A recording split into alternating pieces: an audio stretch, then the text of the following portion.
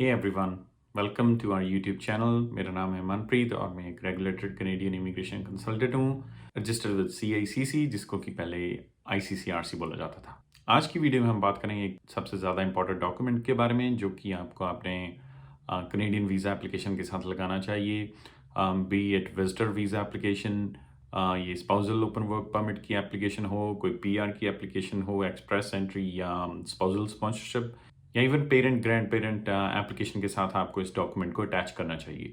अगर आप अपनी जो वीज़ा एप्लीकेशन है वो किसी कंसल्टेंट, एजेंट या लॉयर के थ्रू लगवा रहे हैं, then as well you need this document to be submitted by them, and if possible from your side as well। ये डॉक्यूमेंट बहुत ही इंपॉर्टेंट होता है एक वीज़ा ऑफिसर के लिए जब उन्होंने आपकी एप्लीकेशन को असेस करना है। They want to see in a broader picture who you are, what you do, why you are applying at this time and so forth. तो इस डॉक्यूमेंट का नाम है लेटर ऑफ एक्सप्लेनेशन, या इसको सबमिशन लेटर भी बोला जाता है। अगर आप अपने कंसल्टेंट, एजेंट या लॉयर के थ्रू लगवा रहे हैं, they call it submission letter. IRCC भी इसे सबमिशन लेटर बोलता है। अगर आपने किसी रिप्रेजेंटेटिव को अपॉइंट किया है अपनी एप्लीकेशन के लिए, अदरवाइज इसको लेटर ऑफ एक्सप्लेनेशन भी कहा जाता है।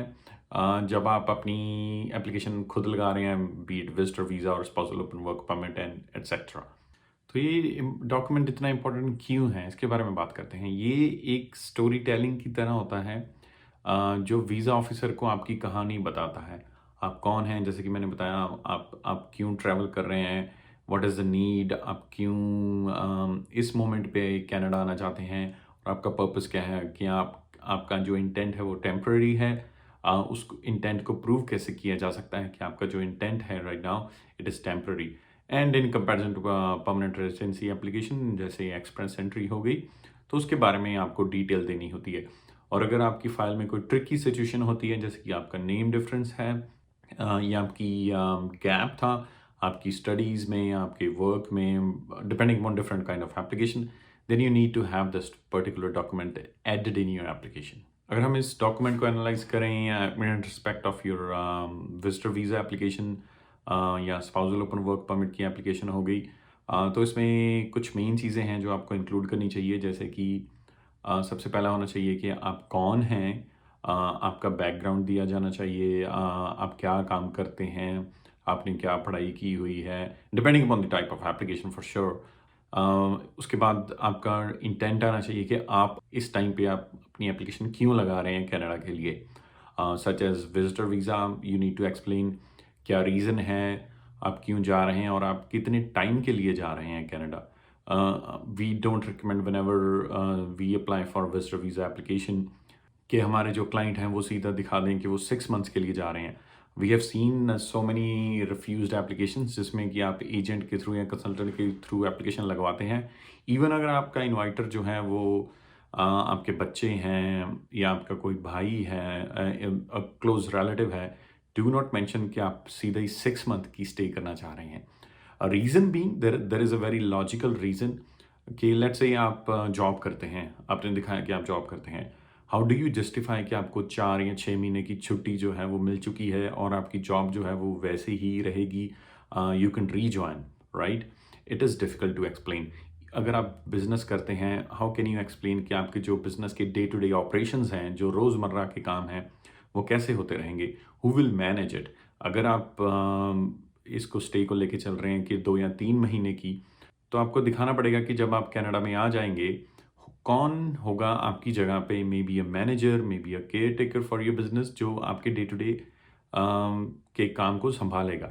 और आपको क्या डिसीज़न लेने पड़ेंगे और आपका बिज़नेस कैसे स्मूथली चलता रहेगा आपकी गैर-हाज़िरी में, जब आप अपनी कंट्री ऑफ रेज़िडेंस में नहीं हैं। तो इसको बहुत लॉजिकल तरीके से लिखना होता है, जैसे कि अभी हमने डिस्कस किया कि आपकी स्टे को कैसे डिफ़ाइन करना है। उसके बाद आपने डिफ़ाइन करना है कि आपको कौन इनवाइट कर रहा है। क्या आप होटल बुकिंग कर रहे हैं? अगर आप होटल बुकिंग कर रहे हैं तो आपको जस्टिफ़ाई करने पड़ेंगे अपने फाइनेंसेस। आप कितनी आपकी मंथली सैलरी है, कितने आपके बैंक अकाउंट में हैं, 6 मंथ की स्टेटमेंट है या नहीं है, और उसको लिंक करके आप हाउ कैन यू जस्टिफ़ाई कि at this time in your life you think that travelling to Canada is very logical for you.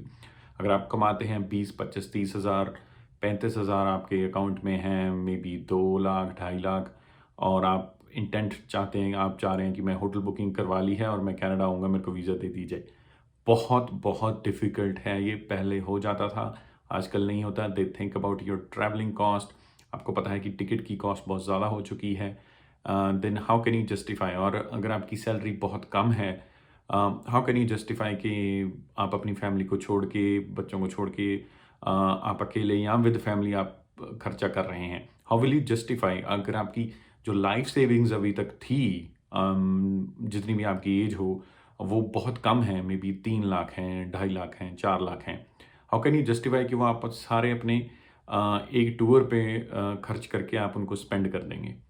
और इसकी लेंथ, जैसे कि हमने अभी डिस्कस किया था, लेंथ भी थोड़ी लॉजिकल होनी चाहिए आपके ट्रैवल की। अभी बात करें, अगर आपको कोई इनवाइट कर रहा है, अगर आपका कोई इनवाइटर है, अगर आपके बच्चे आपको इनवाइट कर रहे हैं, तो बहुत अच्छी बात है। Rather than doing a hotel booking, now you can attach their documents as well, irrespective of whatever their status है। अगर वो वर्क परमिट पे भी हैं, अगर वो पीआर हैं या सिटीजन हैं, you should attach submission letters अपनी तरफ से अटैच कीजिए, जो कि हमने बातें डिस्कस की हैं या आगे भी डिस्कस करेंगे।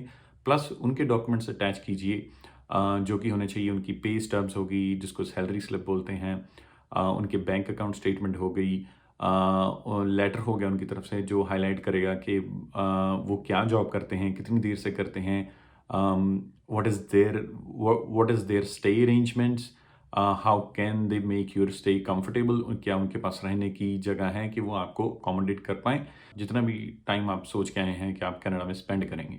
तो आपके इनवाइटर की डिटेल्स होगी, आपकी डिटेल्स होगी, आपके फाइनेंसेस होने चाहिए, सीए वैल्यूएशन एंड एवरीथिंग होना चाहिए। जैसे कि हमारी एक और वीडियो है जिसमें हमने बात की है कि जो वीज़ा ऑफिसर का मैनुअल है specifically for India and south Asian countries, वो क्या हाईलाइट करता है। उसमें दिखाया जाता है कि जमाबंदी चाहिए, उन्हें राशन कार्ड चाहिए इस्टेब्लिश करने के लिए डॉक्यूमेंट्स, उनको जे फॉर्म्स चाहिए।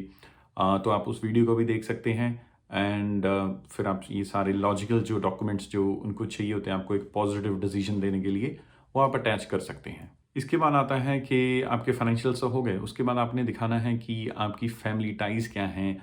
क्या आप अपने स्पाउस को इंडिया में छोड़ के जा रहे हैं, या जहाँ से भी आप अप्लाई कर रहे हैं, मे बी दुबई से अप्लाई कर रहे हैं, पाकिस्तान से अप्लाई कर रहे हैं, कि आप अपने स्पाउस को और बच्चों को पीछे छोड़ के जा रहे हैं।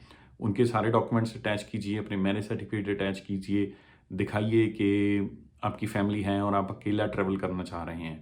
उसके बाद बात आती है आपकी आइटिनरी की। आइटिनरी अटैच कीजिए, ये बहुत ज़रूरी नहीं होता जब आपके जब आपके बच्चे मान लीजिए वो यहाँ हैं, पीआर पे हैं, वर्क स्टेटस है उनके पास, तो ये इतना ज़रूरी नहीं होता। लेकिन अगर आप कोई एक्सटेंडेड फैमिली के पास जाना चाहते हैं, या आप अपनी होटल बुकिंग के बेसिस पे आप आना चाहते हैं just for tourism purposes, right, तब आपको आइटिनरी ज़रूरी है। ये भी हमारी दूसरी वीडियो में इसको बहुत अच्छे से एक्सप्लेन किया गया है कि इलॉजिकल नहीं होनी चाहिए, वेरी लॉजिकल होना चाहिए। ऐसा नहीं होना चाहिए कि आप एक दिन टोरंटो घूम रहे हैं, दूसरे दिन आप वैंकूवर चले गए, तीसरे दिन आप मॉन्ट्रियल चले गए। ये तीनों जगहों में बहुत डिफरेंस है। You cannot cover them with in 3 days. ये लॉजिकल नहीं होता। It looks like a fake itinerary. Overall picture में क्या होना चाहिए कि आपके पुश एंड पुल फैक्टर्स होने चाहिए। आईआरसीसी के मैनुअल्स में भी हमने देखा है कि they talk about push and pull factors to Canada from Canada.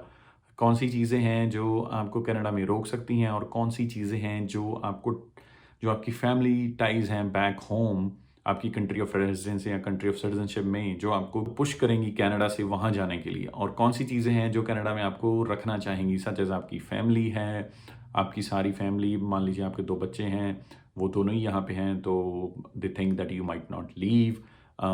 अगर आप आउट ऑफ 3 सिबलिंग्स एक आ रहा है, 2 पहले ही ऑलरेडी हैं, दे माइट थिंक, अगर आपके फाइनेंसेस स्ट्रांग नहीं है, they might think that why would you leave. So इन बातों को सबको ध्यान में रखना पड़ता है जब भी हम सबमिशन करते हैं। We keep those in mind, we highlight everything, every point should be highlighted to get a positive result. And don't never shoot and pray. Like हमने देखा है बहुत अच्छी अच्छी फाइल्स होती हैं, बहुत अच्छे डॉक्यूमेंट्स होते हैं, स्ट्रॉन्ग फाइनेंशियल्स होते हैं, लेकिन आपने साथ में कोई प्लान नहीं लगाया होता। Not even itinerary, not even submission letter from your consultant or agent. Even lawyers we have seen, even registered consultants, they do not attach their submission letters. You should ask them, आपने उनको पे किया है, चाहे आपका unauthorised agent है, आपका lawyer है, आप आरसीआईसी की हेल्प ले रहे हैं, they should submit a submission letter. That is why you're taking their services. वो हाईलाइट करेंगे, उनकी तरफ से एक लेटर लगेगा, वो आपको सपोर्ट करता है आपकी एप्लीकेशन को। और ईज़िली वीज़ा ऑफ़िसर को आपकी जो सारी स्टोरी है आपकी लाइफ़ की, आपके फाइनेंसेस की, आपकी फैमिली की, वो समझ आ जाती है। Within a few minutes they can easily understand it. और जब वो ऐसे डॉक्यूमेंट जब अटैच होता है, it helps them making a decision. And जब लॉजिक अनदर लॉजिक हमारा ये होता है कि उसको ऐसे बिल्ड किया जाए, ऐसे आपके जो जेन्युइन फैक्ट्स हैं उनको प्रेजेंट किया जाए कि आपको जो रिजल्ट आए वो पॉजिटिव आना चाहिए।